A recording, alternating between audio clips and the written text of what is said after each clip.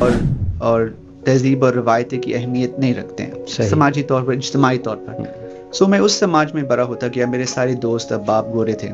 میں یہ عزم بیٹھا کہ اگر میں نے قوالی کو سمجھنا ہے, اور قوالی کے پیچھے ایک شاعرانہ روایت ہے, اور اس روایت کے پیچھے تصوف ہے, اور اس تصوف کے پیچھے دین اسلام ہے, یعنی پوری ایک بڑا ایک پروجیکٹ ہے آسٹریلیا میں. چونکہ میں اقبالیات کے حوالے سے مسلم نوجوانوں کو اقبال کے بارے میں آغاز کرنے کی کوشش کرتا ہوں جو اردو نہیں سمجھتے, یعنی جو میں انگریزی میں اقبالیات کا درس دیتا ہوں. کوئی گولز تو ہوگا, کوئی ایم ہوگا اس چیز کو لے کر, مطلب کہ اقبال بھی بیسیکلی وہ ایک پیغام دیتا ہے. جی ہر چیز کا پیغام دیتا ہے. جی جی تو ایک منزل ہونی چاہیے, کیا کہتے ہیں, سرزنش کرتا ہے ہلکے سے بھی, لائک وہ اگر کوئی بھی گستاخی کے ایلیمنٹ میں آتا ہے تو اس کا جا کے سر قلم کرنا شروع کر دیا بغیر تحقیق کیے. السلام علیکم ناظرین, میں حذیفہ شفاسمی اور آپ دیکھ رہے ہیں پوڈ کاسٹ ود ظیفیات, اور ظیفیات میں آپ کو خوش آمدید کہتا ہوں. ناظرین اکرام, آپ نے ہمارے ساتھ موجود شخصیات کی گفتگو سنی اور سنتے رہتے ہیں, اور ان کے ویژن سے کوشش کرتے ہیں کہ میں بھی سیکھوں اور آپ لوگ بھی سیکھیں, اور اس کے ساتھ ساتھ ہم ان کے ویژن کو, اگر وہ پازیٹیو ہے تو ہم ان کو آگے پہنچائیں. تو ناظرین اکرام, آپ کو یہ بتاتے چلیں کہ آج کی پوڈ کاسٹ نازو فیشنز, مرکز آسمی انٹرنیشنل اور اس کے ساتھ ساتھ قانون اور عوام اور ظیفیات پروڈکشن کے اشتراک سے آپ تک پہنچائی جا رہی ہے, اور ہم اپنے گیسٹ کی جانب چلیں گے. لیکن اس سے قبل میں آپ کو یہ بتاتا چلوں کہ بہت سے نوجوان جو ہیں بڑے گرم جوشی کے ساتھ کام کرتے ہیں, اور وہ کام اس لیے کرتے ہیں کیونکہ کہیں نہ کہیں وہ لیگیسی کا ہاتھ ہوتا ہے, یا کہیں نہ کہیں ان کے عزائم میں وہ مقاصد ڈال دیے جاتے ہیں, یا ان کو یہ سمجھا دیا جاتا ہے کہ ملک سے محبت کرنی ہے, اپنے ارد گرد لوگوں سے محبت کرنی ہے. اقبال کا ایک شعر یاد آ گیا کہ ہیں لوگ وہیں جہاں میں اچھے آتے ہیں جو کام دوسروں کے. تو وہ سارے معاملات, وہ پھر دین ہمیں کیا درس دیتا ہے, ان سب چیزوں کو دیکھتے ہوئے مزہ آتا ہے کہ جب ہم کسی نوجوان اسکالر کے ساتھ بیٹھ کے بات کرتے ہیں. تو آج ایسی ہی شخصیت ہمارے ساتھ ہمارے اسٹوڈیوز میں موجود ہیں, جناب حمزہ سربلند صاحب. السلام علیکم, کیسے ہیں آپ؟ وعلیکم السلام, میں ٹھیک ہوں الحمد للہ. آپ بھی آسٹریلیا سے تعلق رکھتے ہیں. ان سے قبل ان کے والد صاحب کے ساتھ بھی ہماری پوڈ کاسٹ ہوئی, اور وہ اٹ واز ریئلی امیزنگ. تو میں آپ کو یہ بتاتا چلوں پوڈ کاسٹ سٹارٹ کرنے سے پہلے کہ حمزہ سربلند صاحب جو ہیں وہ بیسیکلی ان کی جو فرسٹ لینگویج تھی, پہلی زبان تھی, وہ انگلش تھی. لیکن ان کی ثقافت میں, ان کی جو پیچھے سے ان کی بیسکس میں وہ جو اردو نہیں رکھی گئی تھی, وہ انہوں نے سیکھنے کے لیے اقبال کا انتخاب کیا. اور آپ بلیو کیجئے کہ مجھے بھی یہ جب پتہ چلا تو میں بھی حیران تھا کہ صرف 2.5 یا 3 سال پہلے انہوں نے اردو کا آغاز کیا, اور اس کے لیے انہوں نے انتہائی مشکل چیز جو ہے وہ اس کو چوز کیا. لائک اقبال کے کلام کو جو ہے وہ سارا پڑھ ڈالا, اور اس کے بعد آگے اپنے اب جو بھی مقاصد ہیں اس کو پورا کر رہے ہیں. آپ پی ایچ ڈی اسکالر ہیں, آپ ساتھ ہی ساتھ لسانیات کے استاد بھی ہیں, اردو آپ پڑھاتے بھی ہیں, اور اس کے ساتھ ساتھ آپ کے بہت سی ادر ایکٹیویٹیز ہیں, دین کا بھی بڑا کام کر رہے ہیں, عربک میں بھی ان کی اچھی خاصی جو ہے وہ کمانڈ ہے. تو آج ہمارے ساتھ موجود ہیں حمزہ سربلند, اور میں خوش آمدید کہنے کے بعد آپ کو اس جانب چلوں گا کہ میں تو یہ بتا چکا کیونکہ آپ نے مجھے یہ چیزیں بتائی تھیں کہ آپ کی اردو سے کیا محبت تھی, لیکن میں یہ جاننا چاہتا ہوں کہ اردو سے محبت کی بیسیکلی آپ کو ایک عرصے بعد جا کے جو ہے وہ اس کی اہمیت یاد کروائی گئی, یا آپ نے کسی اور جگہ سے یہ چیز دیکھی, یا آپ کو ایسا لگا کہ اب مجھے جا کر جو ہے وہ اردو سیکھنی چاہیے, کیا پتہ مجھے پاکستان جانا پڑے, یا پھر مجھے جو ہے وہ انٹریکٹ کرنا پڑتا ہے پاکستانیوں سے, یا ویسے ہی کوئی ایک جو ہے وہ ایک لگن پیدا ہوئی؟ میری ساری تعلیم اور پرورش آسٹریلیا میں ہوئی تھی. صحیح. میں آسٹریلیا پہنچا جب میں تقریباً 5 سال کا تھا. انگریزی میری پہلی زبان ہے, میں انگریزی میں بولتا تھا, خواب دیکھتا تھا, سب کچھ. اور آسٹریلیا میں بہت ساری خوبیاں ہیں, مطلب امن ہے, امان ہے, خوشحالی ہے, وغیرہ وغیرہ, لیکن کئی ساری خامیاں بھی ہیں. وہ ایک لادینی اور مادہ پرست معاشرہ ہے. جی جی جی. لوگ دین اور تہذیب اور روایتیں کی اہمیت نہیں رکھتے ہیں سماجی طور پر, اجتماعی طور پر. میں اس سماج میں بڑا ہوتا گیا. میرے سارے دوست احباب گورے تھے, لیکن الحمدللہ میرے جو والدین کی پرورش کی وجہ سے مجھ میں ایک اچھا لائک اسلامی شناخت لائک بیٹھا گیا تھا مجھ میں. بڑے ہوتے ہوتے مجھے کسی طریقے سے میں قوالی سے واقف ہوا. قوالی اچھا کہ ہماری جو عظیم قدیم روحانی موسیقی جو روایت ہے قوالی میں، اس سے واقف ہوا اور میں ایسا متاثر ہوا کہ یار یہ کیا کہہ رہے ہیں، یہ جو کہہ رہے ہیں اس میں اتنی گہری اور سحر انگیز چیزیں اس میں ہے. میں تو اس کی گرفت میں کھو گیا تھا، لیکن چونکہ مجھے اپنی زبان پر عبور نہیں تھی، میں صرف محسوس کر رہا تھا، میں چھو رہا تھا اسے. سو مجھ میں یہ عزم بیٹھا کہ اگر میں نے قوالی کو سمجھنا ہے، اور قوالی کے پیچھے ایک شاعرانہ روایت ہے، اور اس روایت کے پیچھے تصوف ہے، اور اس تصوف کے پیچھے دین اسلام ہے، یعنی پوری ایک بڑا ایک پروجیکٹ ہے. قوالی محض تفریح نہیں ہے. اگر ہم اس کو صحیح طرح سمجھے، یہ ایک بہت گہری اور زبردست لائک ذریعہ ہے ہمیں اللہ سبحانہ و تعالیٰ تک پہنچانے کا. ٹھیک ہے، اگرچہ ہم اسے ہولے ہولے لیتے ہیں اور قوالی ایک بس ایک کانسرٹ والی چیز بن چکی ہے. ایگزیکٹلی. بہرحال اس قوالی اس شاعری کو سمجھنے کے لیے مجھے زبان سیکھنا پڑنا، لائک چونکہ زبان جو ہے یہ چابی ہے جو اس دروازہ کو کھول دیتی ہے ہماری تہذیب کی، ہماری اور اس تہذیب کے پیچھے جو اقدار ہے. سو یہ ہے you are connected to actually the composition, مطلب وہی چیز آپ کو کنیکٹ کر رہی تھی. اس کے بعد آپ نے کہا کہ مجھے بیسیکلی یہ بھی تو جاننا ہے کہ جو چیز مجھے یوں سمجھ لیجیے کہ آپ اس کو سفر کرنا شروع کر گئے تھے، اب وہ ایکچوئل میں ہے کیا، کہا کیا جا رہا ہے، جس کا انداز اتنا خوبصورت ہے، جو اندازوں بھی اتنا خوبصورت ہے، وہ ایکچوئل میں کہا کیا جا رہا ہے. بڑی خوبصورت باتیں آپ نے کی، تصوف کی بات کی، اور میرے لیے تھوڑی سی حیران کن بھی بات ہے کیونکہ میں جانتا ہوں، میں یہ سمجھتا بھی ہوں کہ باہر کے ممالک میں وہاں کی ثقافت الگ ہوتی ہے، وہاں کے جو ہے وہ طور طریقے الگ ہوتے ہیں، چال چلن الگ ہوتے ہیں، پھر اس کے ساتھ ساتھ جو ہے وہ وہاں کا رہن سہن الگ ہوتا ہے. دین سے تھوڑا سا جو ہے وہ ایک ایلیمنٹ ہم دیکھتے ہیں کہ وہ ایک الگ ہوتا ہے، لیکن اس انوائرمنٹ میں رہتے ہوئے اپنے آپ کو دین کے ساتھ رکھنا اور اپنے آپ کو اس ثقافت کے قریب لے کے آنا جو کہ آپ کی ایز یو سیٹ کہ آپ کے پیرنٹس میں تھے، اور آپ کے جو ہے وہ اس کے ایک اورا میں شامل تھی اور ایک آپ کے انوائرمنٹ میں شامل تھی. پھر ایک وقت آیا کہ آپ کو اس چیز کی اشد ضرورت پیش آ گئی کہ مجھے جو ہے وہ اس چیز کے قریب ہونا ہے، اور مجھے اس کو سمجھنے کے لیے اپنی پیاری زبان اردو سمجھنا ہوگی. اور آپ نے سٹارٹ قوالی سے کیا، پھر آپ اقبال کی طرف آئے. That was my main question کہ اقبال کی جانب ہی آنا جو ہے وہ کیا مقصد. میں یہ سمجھتا ہوں کہ آپ آسان اردو بھی سمجھ کے اس کو پڑھ کے آپ سمجھ سکتے تھے، اور میرے خیال سے زیادہ اچھے سمجھ سکتے تھے، کیونکہ شروع میں آپ نے مشکل چیزیں پکڑ لیں تو آپ کو تو اس کے انڈرسٹینڈنگ کرنے میں کافی ٹائم لگ گیا ہوگا. میں مطلب بچپن سے اقبال کے بارے میں سنتا آ رہا ہوں، لیکن وہ صرف ترجمے کے ذریعہ یا آسان ترجمانی کے ذریعہ، مطلب ابو سے وغیرہ وغیرہ، یا کبھی کبھار قوالی میں اقبال کا کلام سننے کو ملتا ہے.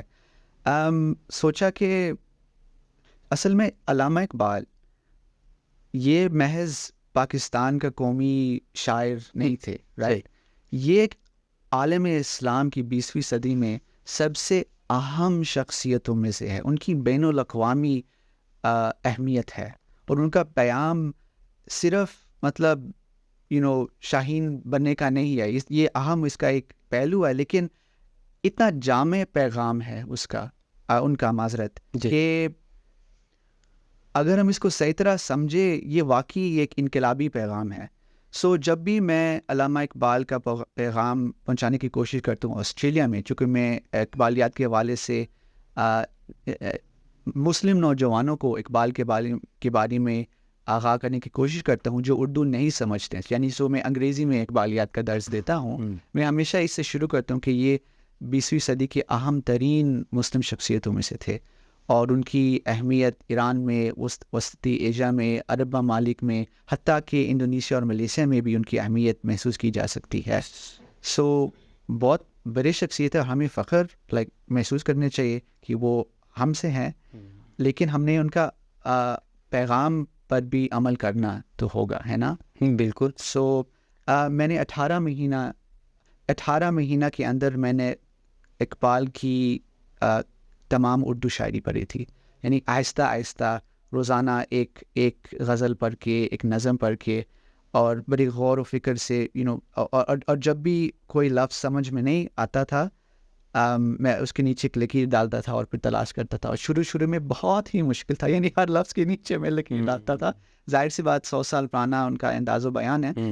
لیکن آخر میں میری ایسی روانی ہو گئی تھی کہ پھر لوگ نے کہا کہ تسی درس بھی دینا شروع کرو.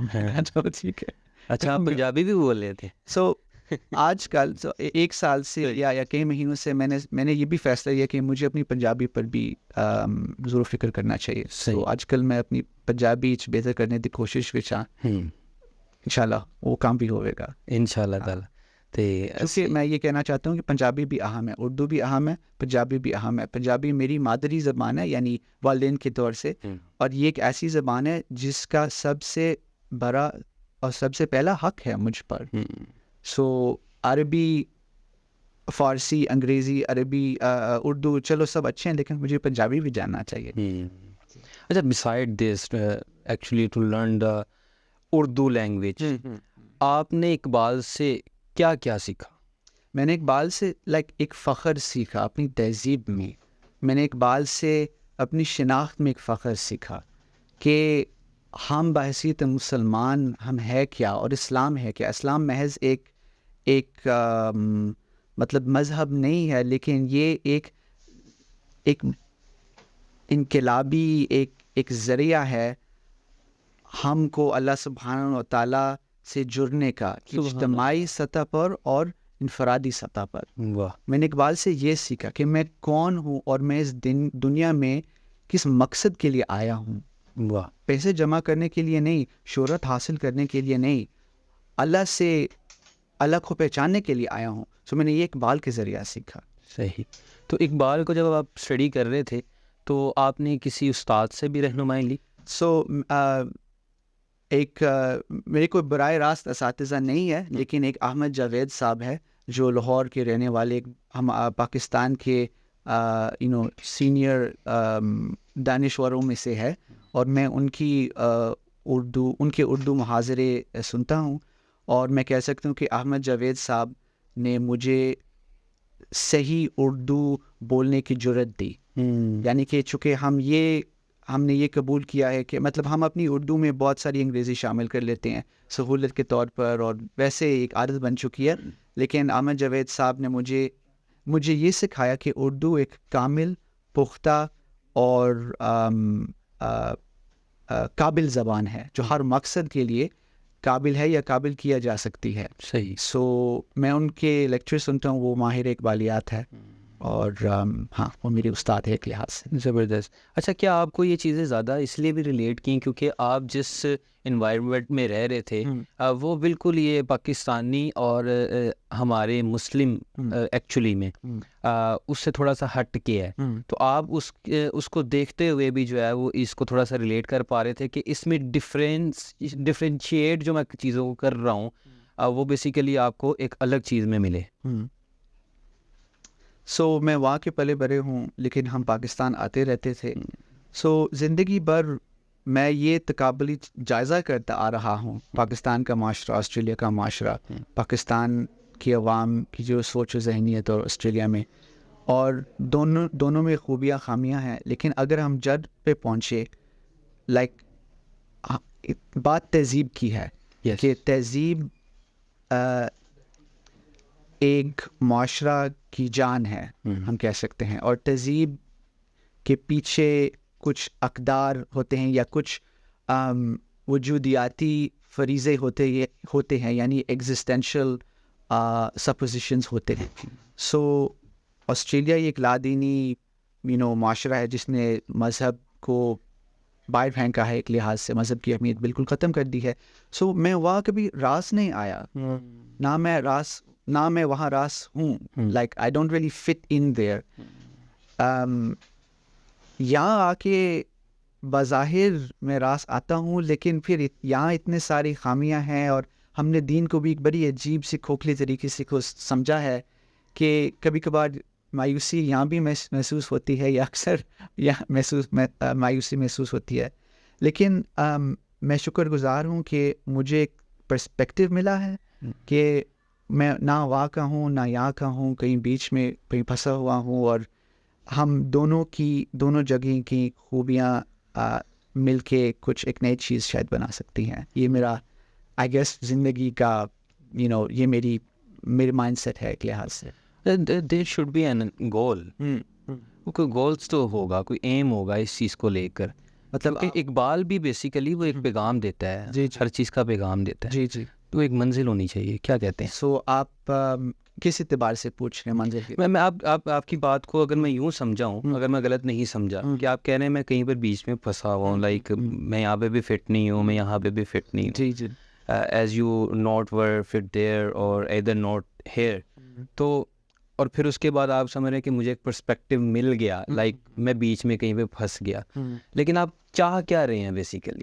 سو میں اللہ تعالیٰ کو راضی کرنا چاہتا ہوں، اور میں یوم القیامت پہ ان کے سامنے جانا چاہوں گا، اور میں یہ کہنے کے قابل ہونا چاہوں گا کہ یا اللہ، جو کچھ تو نے مجھے دیا ہے، جو نعمتیں تو نے مجھے ان سے بخشا ہے، میں نے اپنی زندگی با مقصد گزارا، اور میں نے اپنی زندگی امید ہے کہ تقویٰ اور دیانتداری سے گزارا، اور آپ نے اللہ تو نے مجھے کچھ صلاحیتیں ہی بھی دی ہیں، لکھنے کا، بات کرنے کا، سوچنے کا، تحقیق کرنے کا، اور میں نے ان کو پائے تکمیل تک پہنچایا. میں یہ کہنا چاہتا ہوں کہ I did my best with what you gave me. میری جو ذاتی میری جو شعبہ ہے وہ سیاسیات ہے. میں سیاسیات کے حوالے سے امت مسلمہ کے لیے کچھ اچھی چیزیں کہنا چاہتا ہوں. امید ہے کہ جب مسلمان یا پاکستانی آپس میں بیٹھیں گے اور اسلام اور سیاست کے حوالے سے اپنے مسائل پر بات کریں گے، کوئی نہ کوئی کہے گا کہ ایک حمزہ سربلند بھی تھا جنہوں نے یہ پیش کیا ہے، اور شاید میری جو کنٹریبیوشن ہے وہ اس میں شامل ہوگا. بس یہی، اور کیا.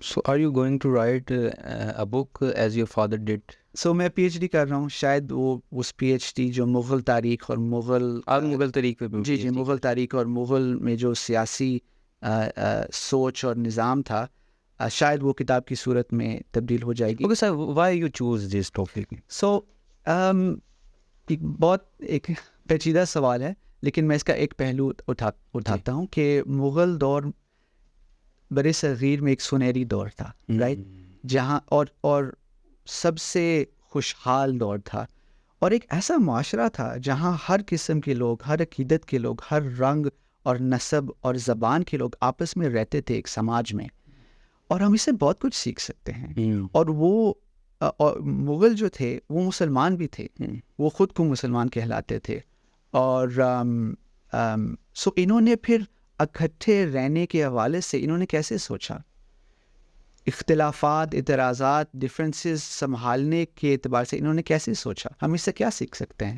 میرا خیال اگر ہم موجودہ پاکستان کی صورتحال کو دیکھیں، ہم اس سے بہت کچھ سیکھ سکتے ہیں. صحیح. اور ایک چیز یہ ہے کہ ہم ایک مابعد استعماری سماج ہے، یعنی پوسٹ کلونیل سوسائٹی ہے نا. انگریز نے ہم پر 100 سال یا 200 سال ہم پر طاری رہیں، ہم ان کی زیر قبضہ رہیں. سو بہت اثر رہا اس کا، اور انگریز نے ہمیں یہ درس سکھایا کہ مغل تاریخ یا ہماری اپنی تاریخ اہم نہیں ہے. سو یہ بھی ایک لحاظ سے خلاف استعماری ایک جوہد ہے، یعنی اینٹی کلونیل ایک ایفرٹ ہے کہ ہم نے اپنی تاریخ کو ایک تازہ نظر سے دیکھنا ہے، اور دوبارہ دیکھنا ہے. سو یہ کچھ پہلو ہیں. اچھا، میرا یہاں پہ ایک جو ہے نا ایک سوال یہاں پہ بن رہا ہے. دیکھیں، آپ نے کہا کہ تاریخ سے سیکھنا چاہیے، but there should be a positive perspective. یہاں پر ترکی کے اوپر جو ہے نا وہ آپ کے سفر نامہ آپ کے والد صاحب نے لکھا، یہاں پر ترکیوں کا ایک ڈرامہ دکھائے گئے، اور جس میں ارطغرل ترکی کا تھا. جی.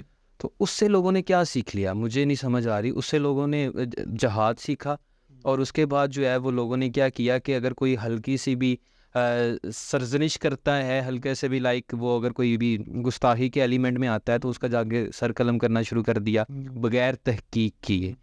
مجھے لگتا ہے کہ لوگوں کو کچھ اور اس میں سے لینا چاہیے تھا. لیکن تو کیا مغل کی تاریخ میں سے بھی کچھ ایسا ہی ہارش چیزیں لیں گے یا کچھ اور بھی لے سکتے ہیں؟ نہیں، ہمیں مثبت چیزیں لینے چاہیے اور ہمیں سوچ سمجھ کے آگے چلنا ہے.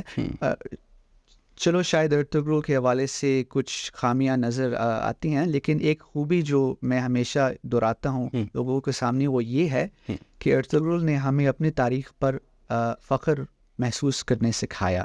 رائٹ، کہ انگریز کے ڈراموں، انگریز کی فلموں دیکھنے کے بجائے یہ ہماری اپنی تاریخ ہے، خواہ جس طریقے سے بھی پیش کی گئی ہے. مطلب ارطغرل میں ارطغرل میں ایک سیاسی مقصد ہے جو موجودہ ترکی کی سیاست سے متعلق ہے نا. ہم نے اس کو بالکل مد نظر تو رکھنا ہے، لیکن ارطغرل نے ہمیں اپنی تاریخ پر فخر کرنا سکھایا.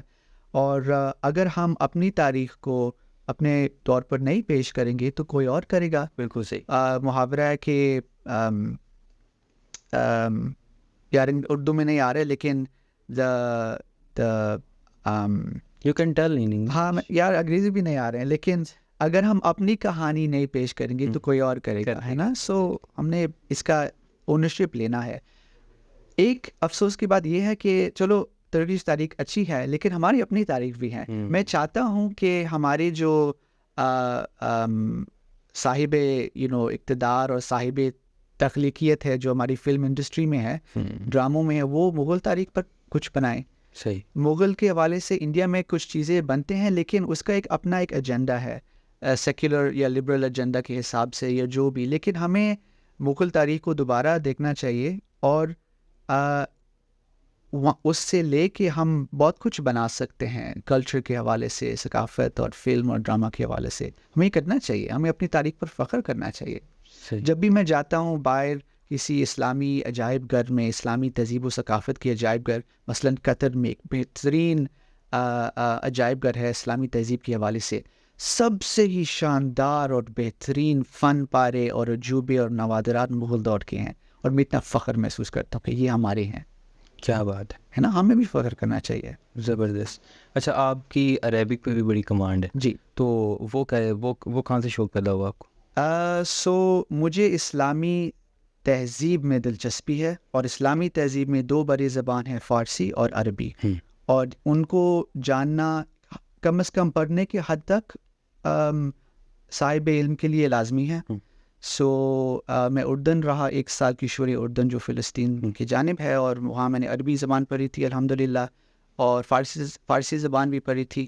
بھی میں نے فارسی کو پائے تکمیل تک بھی پہنچانا ہے ایران جا کے انشاءاللہ.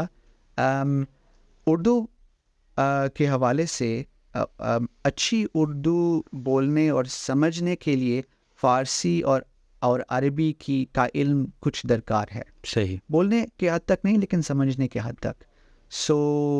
ہمیں زبان سے جڑنا ہے. زبان چابی ہے جو ہمیں اسلامی تہذیب کا محل میں اندر داخل کر دے گا.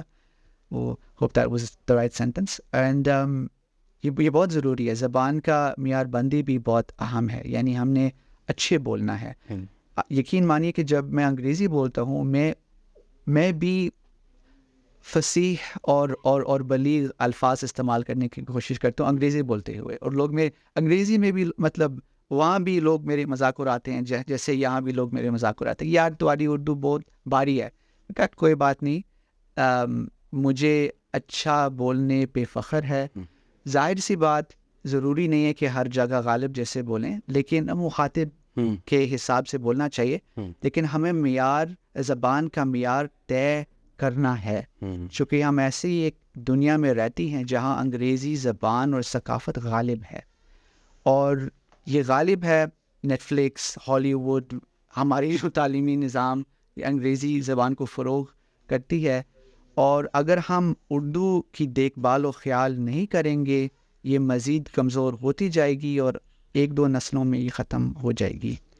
ہم نے اس کا بہت خیال رکھنا ہے. صحیح.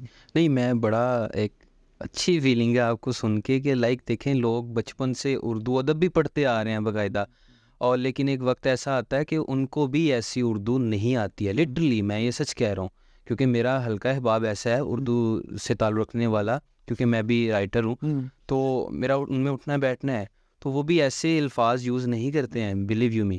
تو بیسٹ آف لک. اور میں یہ چاہوں گا کہ لاسٹ ہم اختتام کریں اس کا, تو لاسٹ میں جو ہے نا یوز کے لیے کوئی پیغام دیجیے. ہاں, پیغام یہ ہے کہ زندگی میں اپنا مقصد یاد رکھیں, اور مقصد دنیاوی نہیں ہے, مقصد اخروی ہے, یعنی آخرت سے جڑا ہوا. سبحان اللہ. اور یہ جو ساری جو چیزیں ہیں, ادب اور شاعری اور قوالی اور یہ اور وہ, یہ سب ذریعہ ہیں جو ہمیں ایک اس اعلیٰ مقصد کی طرف پہنچانا چاہتے ہیں. وہ یاد رکھیں. اور آپ ایک اعلیٰ چیز کے لیے بنے ہیں, خدا شناسی کے لیے بنے ہیں, اور زندگی اس مقصد کے لیے گزارنا, صرف اسی چیز آپ کو اطمینان دے گا, باقی چیزیں آپ کو اطمینان نہیں دیں گے. آپ بس دنیا کے پیچھے بھاگتے رہیں گے. صحیح. میں تھینک یو سو مچ, آپ نے بلیو یو می کہ مجھے اپنی باتوں کے حصار میں لے لیا. تو میں اختتام کرتا ہوں پوڈ کاسٹ کا. آپ کا شکریہ کہ آپ نے ٹائم نکالا, اور بہت اچھا لگا آپ سے بات کر کے.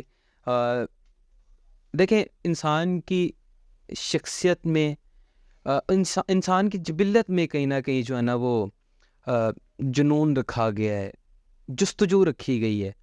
اگر انسان اس کو صحیح طریقے سے یوز کرے گا تو وہ کچھ با مقصد بن سکتا ہے, وہ کہیں نہ کہیں کچھ نہ کچھ اٹین کرتا چلا جائے گا, اچیو کرتا چلا جائے گا. تو مجھے بہت مزہ آیا ان سے بات کر کے. اور وہ ایک انداز, وہ پیارا انداز. اور آپ بلیو کریں کہ ایک جب بچہ کسی بھی نئی چیز کو سیکھتا ہے نا, تو اس میں وہ تھوڑی سی وہ مٹھاس بھی ہوتی ہے, وہ ایک اثر بھی آتا ہے. تو میں اس کو بڑا انجوائے کیا ہے, بلیو یو می. تو مجھے اچھا لگا, آپ کو اچھا لگا, اور آپ نے بہت کچھ سیکھا ہوگا. اقبالیات پر بات کرنے والا انسان جس نے صرف چند ماہ قبل ہی اردو کو سیکھا اور چوز بھی اقبال کو کیا. اور میں یہ سمجھتا ہوں کہ یہ ایک اچھا پیغام ہے ان لوگوں کے لیے جو کہ اردو تو جانتے ہیں, اور لیکن وہ جو ہے نا سمجھ بوجھ, اور جس طرح کی اردو سمجھنے کے بعد ان کے اندر فصیح و بلیغ قسم کے جو وہ ایک ادراک پیدا ہوا, وہ فہم پیدا ہوئی, وہ میرے خیال سے اقبال کو پڑھ کے ہی آ سکتی ہے. تو wish you best of luck for your future, for your career, for your future plans. انشاءاللہ آپ سے اگلی پوڈ کاسٹ میں ملاقات ہوگی. السلام علیکم ورحمۃ اللہ وبرکاتہ.